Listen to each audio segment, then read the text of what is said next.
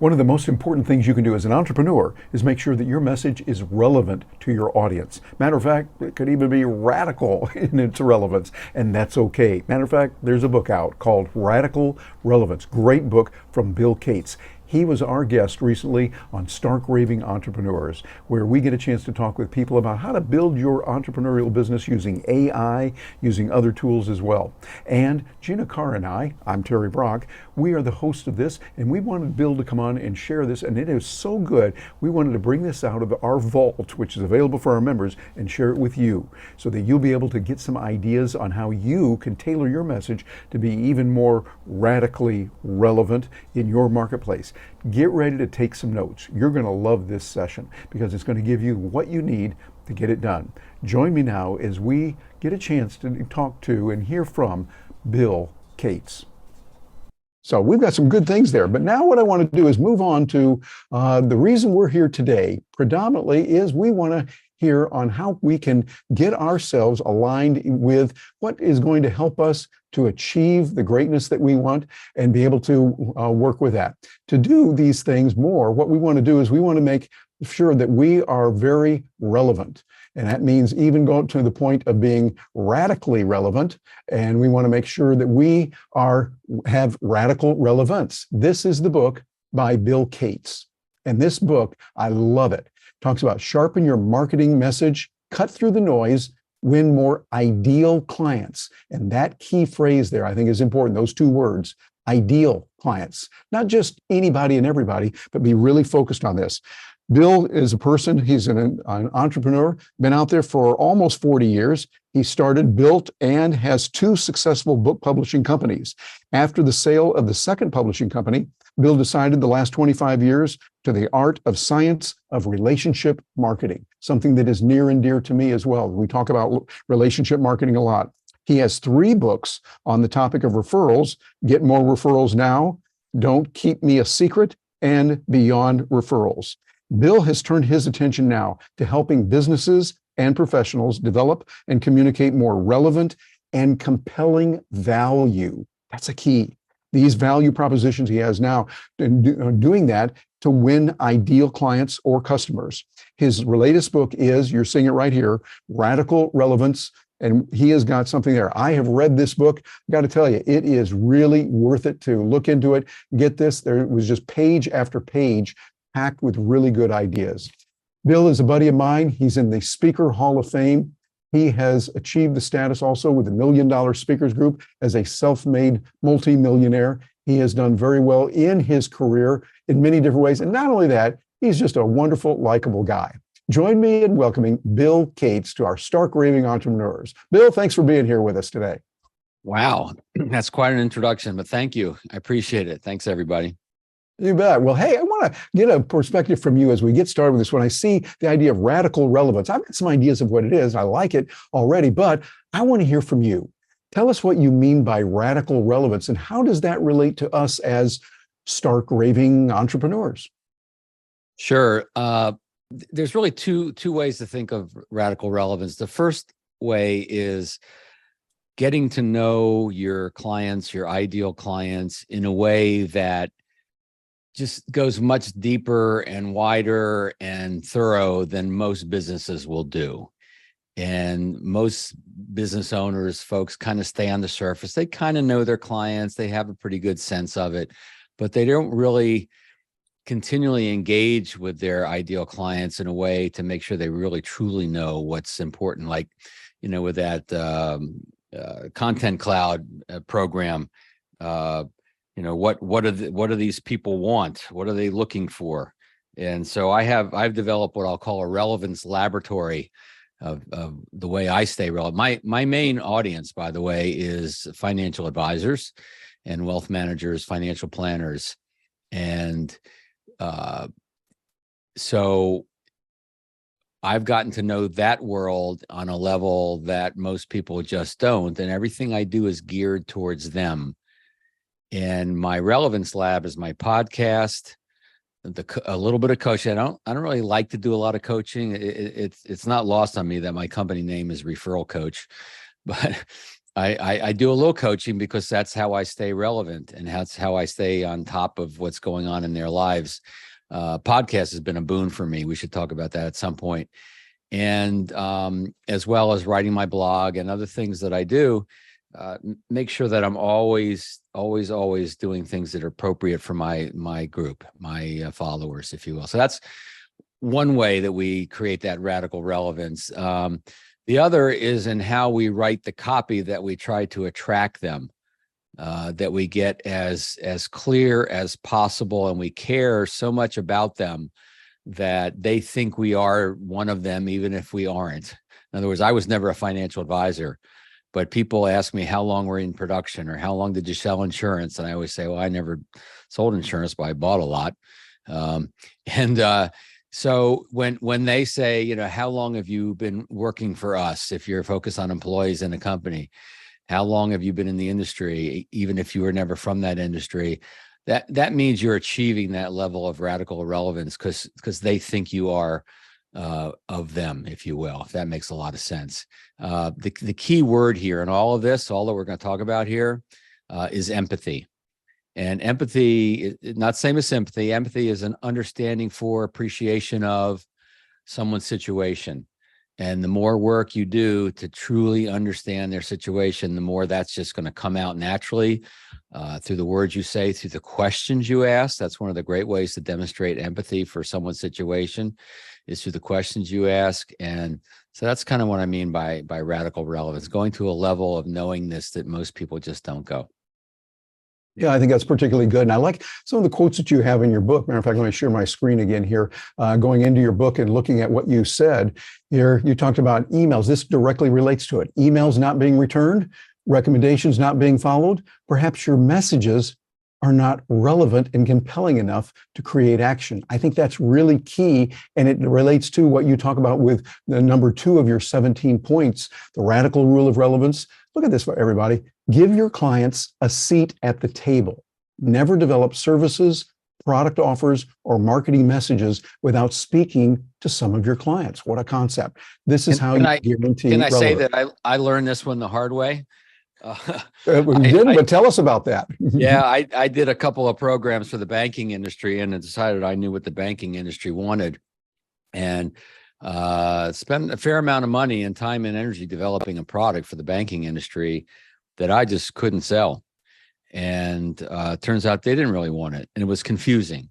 And so I didn't know the market as well as I thought I knew it.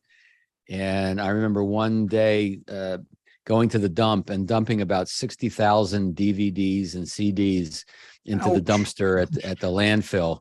And this is when DVDs, you know, probably cost about $1 a piece. So I threw out about $60,000 worth of materials for a product that I didn't do my due diligence to develop. And, you know, look, you know your audience, you know it pretty well. You can make some pretty good educated guesses. We all do that. But if you're developing a product, if you're developing some promotional material, you know, we should all have that stable of clients who are willing to give us feedback and give us honest feedback, not just say, yeah, I'll buy it. And then when it comes out, they don't write a check. And what also happens, by the way, is when you do this, when you give your clients a seat at the table and you ask them to look at things and give you feedback, they give you phrases and words and concepts that you wouldn't even think about. And it's coming from them. So it's in their brain. And that's what we need to do. We need to provide the copy that we write, and the content that we write has to be stuff that's kind of already in their brain. Otherwise, they won't get it. They won't understand it. If we try to get too clever, sometimes our cleverness and creativity gets in the way of clarity. And I always like to think, I think of it as the billboards on the side of the street, the side of the road, right? You're driving down, and sometimes you have these billboards with these first of all, some of it's too much copy, and you're never going to read it going 60 miles an hour. The others are clever. They make a joke, right? But if it's not instantly discernible, you don't instantly know exactly what they're trying to say, you're past the exit before you get it. And so it's got to already be in the brain to some degree. And so I didn't do that. I'll tell you one thing. I was interviewing one of my clients once doing this process, Michael Schmitz out in San Mateo, California. And he said to me, he says, Bill, when I talk about you, I tell people that you make asking for referrals as natural as breathing. And I go, wow, that's pretty good. I wouldn't have thought of that. And I said, can I quote you? He says, yeah, by all means. Now I could have taken that and say, I can make asking for referrals as natural as breathing. Well, that sounds like hype, right? So I don't believe in hype. I believe in quoting. So I quote him and I say, Michael Schmitz says. And so whenever you get this great stuff that clients say to you, quote them, because what that does is it allows you to say that thing without being hypey. And it also creates that social proof that we know is also very important. And so getting to know your clients, giving them a seat at the table as you develop things, huge, huge, huge difference. I do a lot of different proof of concept things, and I don't launch things until I know it's really going to be received well by my clients. Yeah, I think that's a good way to do it. Very, very important. Well, Gina, you've seen a lot of these things. I know you work in this area as well. What are your thoughts on that? And I'd be interested in questions that you have. Gina, you're still muted. Yeah. There you go. Okay. So, yeah, great concepts that you have, Bill. One of them that I really loved was your take on positioning statements. We talk a lot about positioning statements. Lois is famous for helping people craft their positioning statements, and you call it a value positioning statement. So is that like an elevator pitch, or how do you distinguish that? Yeah, we all need short, succinct ways to talk about what we do, depending on the context, right? If we're sending an email or we got someone on the phone, we're at a networking event, things like that. And the way that elevator pitches have been taught over the years is sometimes a little too clever, a little too cute. Again, we got to, whatever we say, they've got to immediately get it. If they don't immediately get it, then we've got to explain it. Now, if you're at a networking event or if some sort of a in-person situation, maybe you have the time and the luxury where you can explain it. But if it's on a website or a LinkedIn profile or anything like that, then you don't have that luxury to explain it. So here's my formula. A lot of formulas. Lois does this. A lot of folks do this in their own way, and they're all good. There's no one right way to do this. It has to resonate with you and make sense for you. So my formula is this. My expertise is in, or I specialize in. You could say one or the other. My expertise is in, or I'm an expert in, or I specialize. A lot of people don't like to say they're an expert, so you soften it by saying my expertise is in. I work with, which defines your market, who want, which gives the benefit, and then for example. So I'm an expert in relationship marketing. I work with financial advisors who want to go from incremental growth to exponential growth by multiplying their best clients, for example. All right. So that's a very short, succinct, it gets a lot in just a couple of sentences, right? Who I work with and what I help them do. And it gives them the umbrella of my area of expertise. But it's the for example that really does the real work, because you can have a couple of sentences that give people a sense of what you do and they go, oh, okay, I get that, right? It makes sense. But it's the for example that brings it to life. And we all need to have these little mini case studies. I call them minute case studies. They're case studies we can communicate within about a minute. And I'll give you the formula for that. And it's kind of the hero's journey. You've heard this before. It's essentially, you had a prospect, you had someone, they're the hero. They had a challenge, and here's how they felt about it. And here's how they felt about it is a very important part of this, right? That feeling part.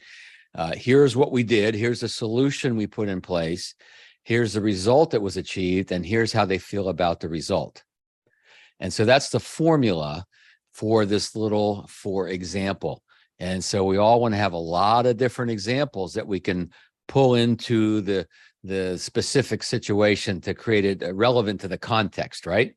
So if I'm talking to a financial advisor and I use an example of someone who sells refrigerators, well, they might get the idea, but they're going to discount it because it's not about them. So I want to make sure it's a financial advisor. In my case, if they're a wealth advisor and they work with high level clients, then I want to make sure the story is about that. If it's someone new in the industry, then I want to make sure the story is about that. So I hope everyone here is in the habit of collecting these stories, these anecdotes, these minute case studies, because that's what brings whatever value positioning statement, elevator pitch, whatever you want to call it, that's what makes it real. That's what brings it to life. And that's what gives it the real oomph that we need when we communicate our value. Yeah, Bill, that is really good. You put it together so it comes across in a real way, not like, oh, you've said this before. You're giving me your elevator speech. But what you're doing is you're coming across and you're helping me. And I really like my expertise is in rather than I'm an expert in. And can I add one thing to this? Yes, please. If you find yourself in a social setting, and someone says, "What do you do?" Thanksgiving's not too far along. You have a long lost relatives there, and they say, "So what is that again? You do?" You don't launch into your elevator pitch, okay? You say, "Well, my expertise is in." Start with a story. Let me give you an example. Because when you're in social settings, what do? We tell stories. Right? The story of the day, the story of the week, the story of a vacation, the story of whatever, right? So bring it with a story, and then you reverse engineer it, right? So you tell the story, you say, so let me give you an example. And then I give the example. So in a nutshell, my expertise is I work with who want to.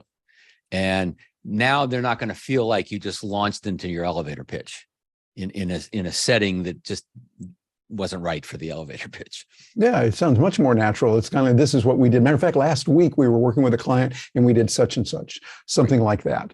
Brings it to life, makes it real, shows your passion for it. Absolutely. Well, Bill, the 17 principles that you put in the book, I went through and looked at those and saw them as I was reading the book.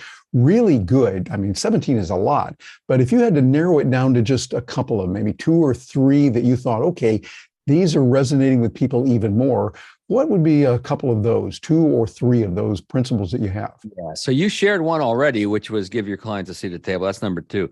Yeah. The first one, and this is what draws all the work I've done with referrals into this content around relevance, is the shortest route, the straightest line to relevance with someone who doesn't know you is an introduction from someone they already know. So if you want to be relevant with a prospect, get referred, get introduced. That's the easiest, fastest, straightest line to relevance. Now, I'm not saying that you can't do other marketing things, and maybe you should, but that's usually going to be the straightest line to relevance. So that's the first one in the book.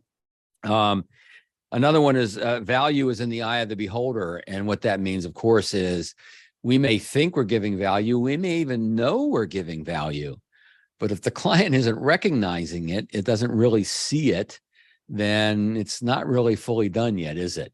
And so I teach a technique called a value discussion, and we check in and we make sure that clients are seeing the value. Sometimes we have to teach a little bit. I'll give you one more. I get a lot of them here, obviously, but only differences that matter. There's a lot of conversation around, you got to know what makes you different. You got to know what makes you different. Well, yeah, sometimes. It depends on the context.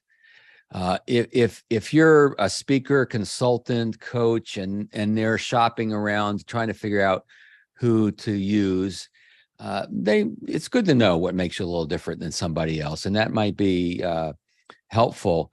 What they really want, though, is, are you right for me? Right? That's the final decision that people are making. Are you right for me? Are you the right speaker, consultant, whatever it may be? And so there are some differences that will grab attention, but won't really help you win the business. There are other differences that will actually help you win the business. So, for example, when I focus with financial advisors and I give them stories and examples, and I say, and I talk about my podcast, it's all for them.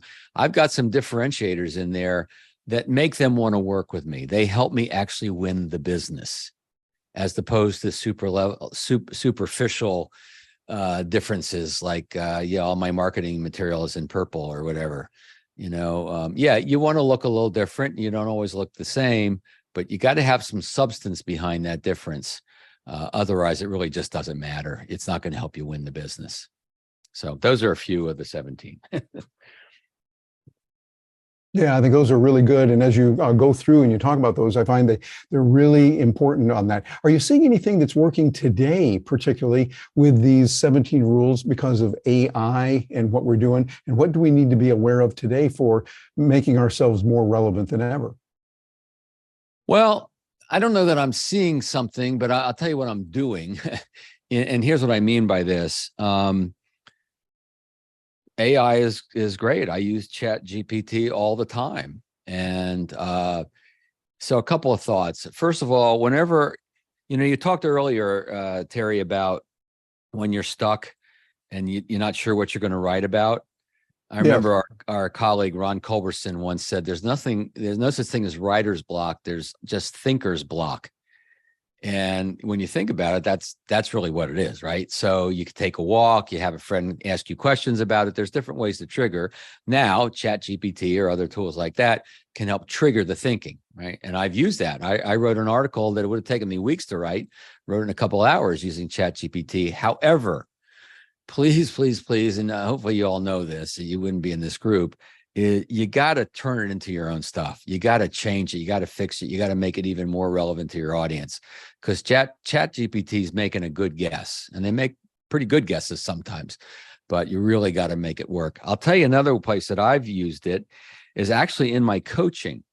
So I just started doing this, and it's actually worked pretty cool. So I'll be on a coaching call, and I'll be helping people with their value proposition, different elements of it. And I was working with a guy not too long ago. His name is Trey. And he came up with this short paragraph explaining what he did and who he served. And it wasn't good. We both knew it wasn't good. I was stuck. I couldn't quite figure out. So I just took it and put it in Chat GPT. And I said, take this paragraph, make it shorter and easier to understand. And it came out, within seconds with something was actually pretty darn good. And so I've been using that a little bit more to help me. ChatGPT is, this is only as good as the prompts, right? And that's where we, as the experts in a certain area, can give it the right prompts, where someone who doesn't know it as well as we do doesn't know what prompts to give it. And so I'm now starting to use it a little bit to help me come up with some better wording, even for my clients, not just for me. And, obviously have to run it by them, and it has to feel right to them. But that's kind of how I'm using it a little bit myself. And it's making a big difference. I love that. That's something that I use it for a lot as well, is to summarize and to give me talking points and to turn something that's shorter into something longer, or vice versa. So I think that's good for so titles. helpful. Yep. Yeah. And it's great for creating courses, which I know is something that you've done in the past. You were talking about it earlier, creating a course that wasn't as popular. But for those that have been popular, I know you've had some success with that in terms of licensing your material to organizations, and something that you've shared in the past that I just still am continue to be amazed. So could you share how that has worked for you and been a big part of your business? Been a huge part of my business, and for over 22 years now, I guess.